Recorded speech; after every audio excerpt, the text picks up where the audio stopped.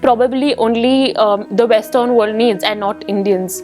So Indians believe in probably just laughing it out.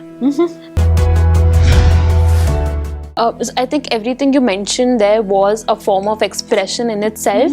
So dance, like you mentioned, expressing our emotions out through movement, movement therapy. And when it comes to writing, art therapy, it is art therapy in its own form. Even writing out how you feel that day or writing out about your day feels so energetic. Right.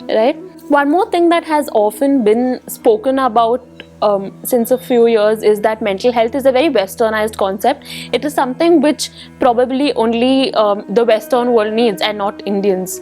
So Indians believe in probably just laughing it out. And we also believe the fact that we don't need mental health, or a lot of people say there is no such thing as mental health. This is only something which Western people do. It's not for us Indians. So what is your take on that? I don't agree with that, because mental health is very much a part of us, and human beings are the same everywhere, and it's just the fact that people were not aware of it back then, right? Our older generations were not aware of something called mental health, even though they were going through struggles, but they just weren't aware or did not have the language to speak about it, right? And depression is real, anxiety is real. It is not just a Western concept. So I think right now, because it is booming especially after COVID, people went through so much during that period. It is slowly pushing them to seek mental health support. More aware of the language, more aware of the resources that they can access, right? So my question is, when you do have the resources, why not make use of it? And now that you are aware of something that like mental health exists, right? So I don't think it's a Western concept at all.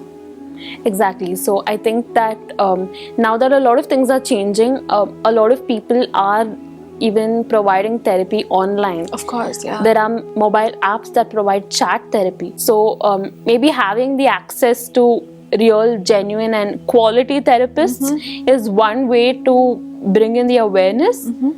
Yeah, definitely.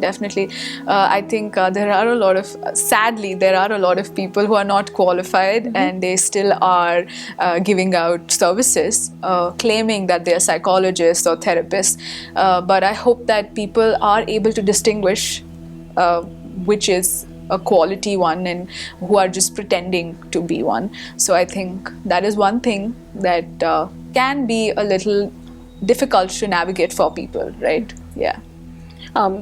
So that was very beautifully said. I think a lot of things you mentioned throughout our conversation had a lot of key takeaways, and I hope that we are one step ahead of spreading awareness as to what mental health actually is, in contradiction to what we've been believing it is all these years.